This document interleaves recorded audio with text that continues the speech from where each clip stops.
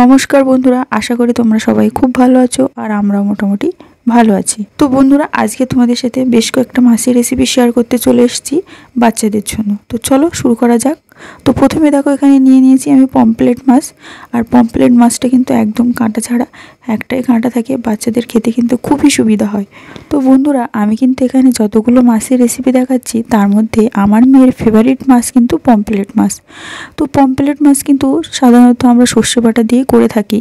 তো বাচ্চাদের রান্না তো আর সর্ষে বাটা দেওয়া হবে না, তার জন্য একদম সিম্পলভাবে বানিয়ে দিচ্ছি। কালো জিরে ফোড়ন দিয়েছি আর দিয়েছি একটা টমেটো, সঙ্গে দিয়েছি একটু নুন আর হলুদ। আর কিন্তু কোনো মশলা আমি এর মধ্যে ইউজ করব না। আর এটা কিন্তু একদম পাতলা ঝোল হবে, আর ঝোলটার পরিমাণ আমি একটু বেশিই দিয়েছি। তো দেখো, লাস্টের দিকে দিয়ে দেবো 2টো কাঁচা লঙ্কা আর একটু ধনেপাতা। তো সবগুলো ভালোভাবে ফুটিয়ে নিয়ে কিন্তু আমি নামিয়ে নেবো। আর ঝোলটা বেশি রাখবো কারণ আমার বাচ্চাদের ঝোলটা একটু বেশিই লাগে, সেই জন্য ঝোলটা একটু বেশি করেই রেখেছি।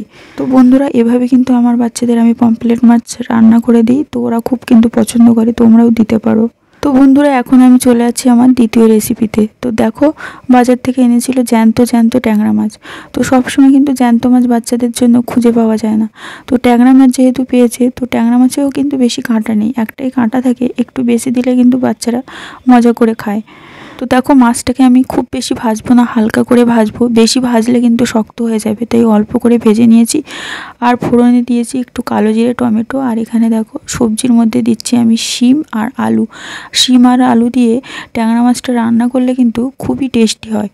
তো দেখো, এখানেও কিন্তু আমি কোনো মশলা ইউজ করলাম না, শুধুমাত্র কালো জিরে, কাঁচা লঙ্কা আর টমেটো।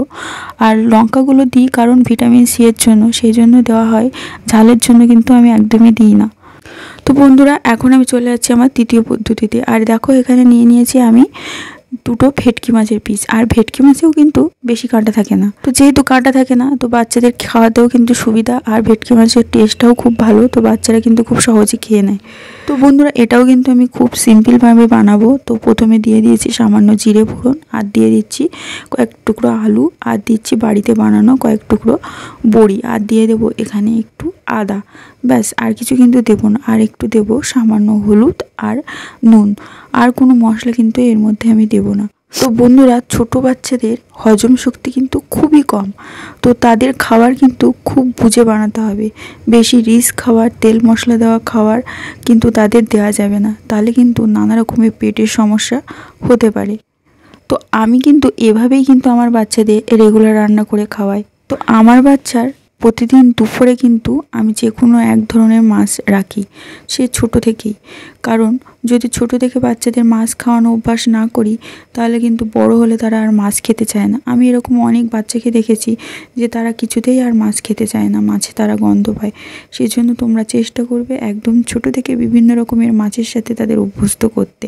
তো বন্ধুরা, 4 নম্বর মাছ ছিল কিন্তু তেলাপিয়া মাছ। আর একটু বড় মাপের তেলাপিয়া মাছ নিলে কিন্তু কাঁটা বেশি থাকে না। তো সেহেতু 2 টুকরো করে নিয়েছি, লেজার দিকটা নিয়েছি, মাছটা একটু হালকা ভেজে নিয়েছি। আর এটা আমি বানিয়ে দিচ্ছি কুমড়ো দিয়ে, ওই কালো জিরে আর সামান্য একটু পেঁয়াজ ফোড়ন দিয়েছি। তো কুমড়োটা একটু সেদ্ধ হয়ে গেলে বেশি করে জল দিয়ে দেবো, দিয়ে মাছটা দিয়ে ভালোভাবে ফুটিয়ে কিন্তু। তো বন্ধুরা, আমার এই ভিডিওটা যদি ভালো লেগে থাকে, বন্ধু হয়ে কিন্তু অবশ্যই পাশে থাকবেন।